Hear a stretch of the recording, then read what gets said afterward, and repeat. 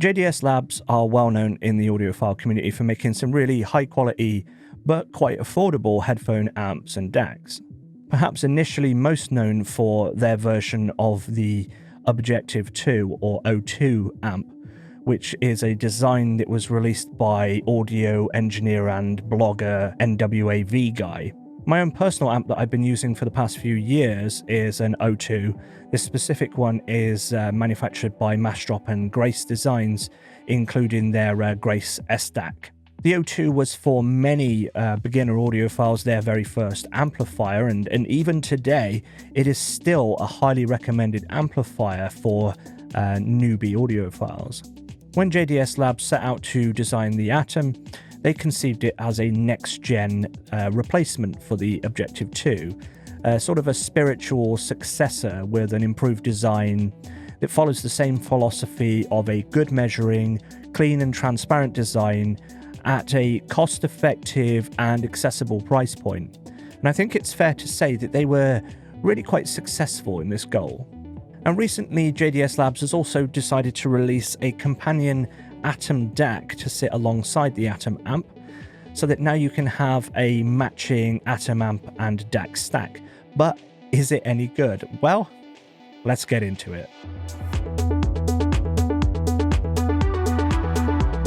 Hey guys, this is Noel and this is Wheezy Reviews, and each week I take a look at something audio related and let you know what I think. So if you're into that kind of thing, then make sure you subscribe. Right, first let's just take a look at the amp itself. So the Atom comes in two boxes, so one for the amp itself and another for the 16-volt AC power supply, which I have here. It's quite a chunky power supply, it's pretty massive and quite heavy as well. Something to note that this is an AC power supply, not DC, 16-volt AC. Now, unlike the metal chassis of the O2, the Atom uses an entirely plastic construction, which does feel a little bit light and cheap feeling. Now, I do understand why they did this for ease of mass production to meet a certain price point. However, moving from this nice chunk of metal to a plastic box does feel a little bit, feels like a little bit of a downgrade. But hey, if it allows JDS Labs to produce a great performing amp for this price, then it's totally understandable. However, Shit Audio do manage to produce the Magni with a metal chassis at the same price point, so that is something to consider. In terms of I/O, on the front panel we've got a 6.35mm jack for your headphone output. On the rear, from left to right, we're looking at stereo RCA pre-outs. That allows you to use the Atom as a preamp when there are no headphones connected. So you can hook up a pair of powered speakers to these RCA outs and then use the volume control on the amp to control the volume of the speakers. In the middle, we've got RCA inputs, as well as a 3.5mm mini jack input. So that's going to allow you to connect the Atom to two different sources, which is really good to see. It's one of the main reasons that I wanted to get the Atom.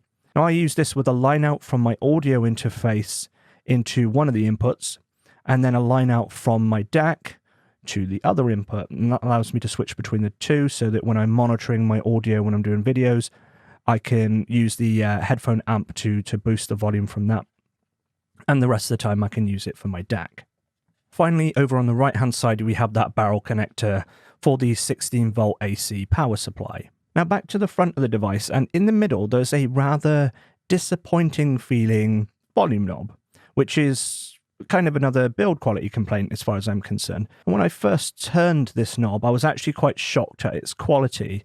It's this rather cheap and plasticky feeling knob. It was it's quite shallow, look.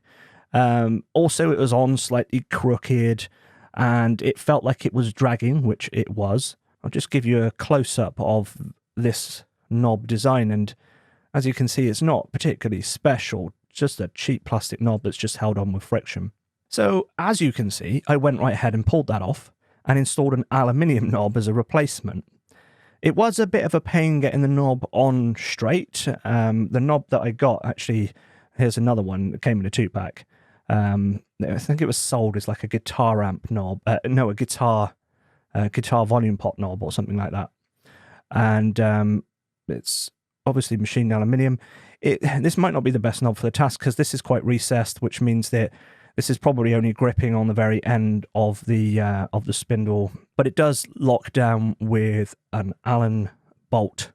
But now I've got this knob on here, it feels so much better. It's a much smoother and much more nicer feeling knob than the original. Personally, I think that this is how they should ship in the first place.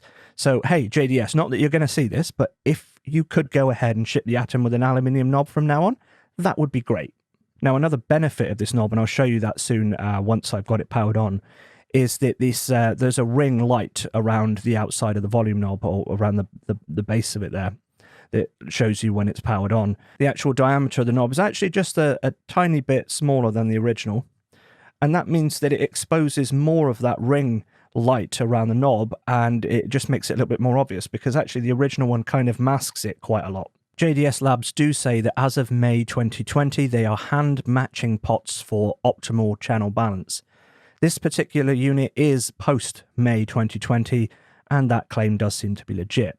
The potentiometer itself is switched and acts as the power switch for the Atom. So you turn the potentiometer all the way to the bottom, and then click to turn it off. I think I generally prefer to have a power switch or a button like on my O2, but I think this is fine. To the right of the volume control, you have the gain selector switch. This allows you to select between low gain and high gain settings. Now, low does seem fine for both IEMs and most headphones, and high gain is for more power-hungry headphones like the 600 ohm DT880, as an example. Having said that, whilst I was writing this review, I was listening on the 880 on low gain, and it was plenty loud enough. I do kind of think that it should have a low gain setting for IEMs, because as with many IEMs, you're going to be close to the bottom of the volume pot. With that said, there is comfortable room for IEMs, and because the volume pot has no issues with channel imbalance, there's no issue there with having the volume pot at a very low level. And something to note, speaking of the specifications, the headphone output impedance is just 0.7 ohms, which is absolutely fantastic. Now, on high gain, the max power output of the Atom is 1 watt at 32 ohms, or 125 milliwatts at 600 ohms. Now, that is plenty for most headphones, all but the most inefficient power-hungry stuff. I don't personally have anything that causes the Atom to struggle. It has plenty of power to spare, but I should add that there are headphones out there that probably will make the Atom struggle, and it should also be noted that the ship Magni Heresy can put out 2.4 watts at 32 ohms and 215 milliwatts at 600 ohms. So if you have some really inefficient headphones or plan to get any, then perhaps the ship Magni is the better choice at this price point. With that said, the power that the Atom puts out is more than enough for most people. I think if you have to ask, this has probably got enough. And for those of you that have power-hungry headphones, you know whether or not this is going to be enough for you. And finally, on the front panel, we have the input selector switch, and this allows you to select between the RCA and 3.5mm inputs. So this is ideal if you want to have the Atom connected to 2 different DACs at the same time. Now, something to note about this, if you are connecting to 2 different USB DACs, which are both connected to the same PC, there is a strong chance of introducing ground loop noise, as I found out myself. Now, I'm going to talk a little bit more about that in a few minutes when we get onto the DAC. And speaking of the DAC, let's move on to that now. Supplied with the Atom DAC is an AC power adapter, just like with the amp, and also included is an inline power switch, which allows you to turn on and off the DAC when it's not being used, which is a nice little inclusion. That just connects with a barrel connector in between. So it's optional. You can just leave it off if you don't want it.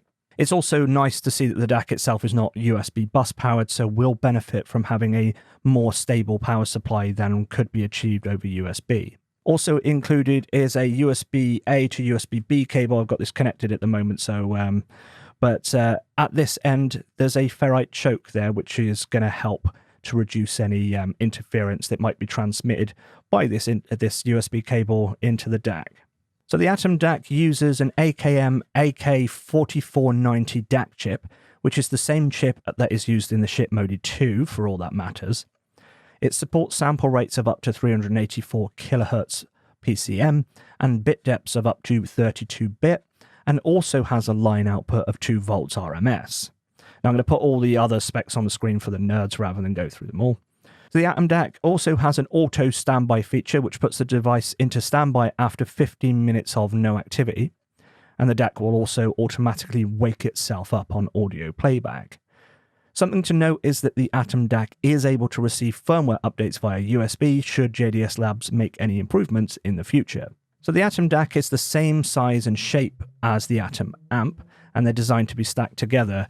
Ignore this Velcro that I've put on here, which is just so that I can help keep them from slipping around all over the place. And actually, they've both got rubber feet on the bottom, so they shouldn't move too much when they're stacked on top of each other. But even so, I just thought, why not just Velcro them together? Because they're going to be stacked on top of each other all the time, and I'm probably going to knock them from time to time. And yeah, so a little bit of Velcro. The build of the DAC is the same as the amp. It's a lightweight plastic body, and I'll say the same as I did with the amp. It is what it is.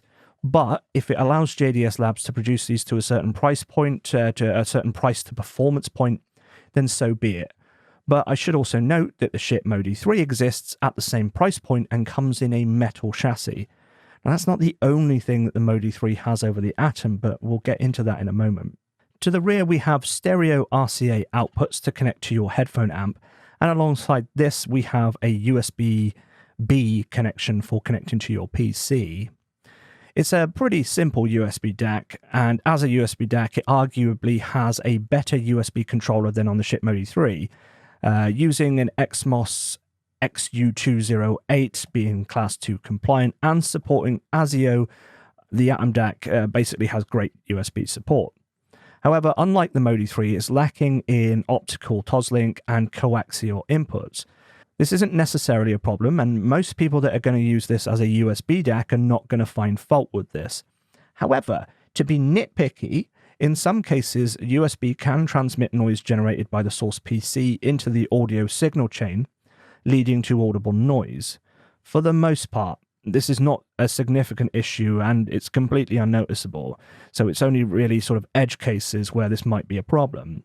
However, going back to my previous and admittedly rather specific example about having multiple USB DACs connected to the same PC and the same headphone amp, this can introduce significant ground loop noise.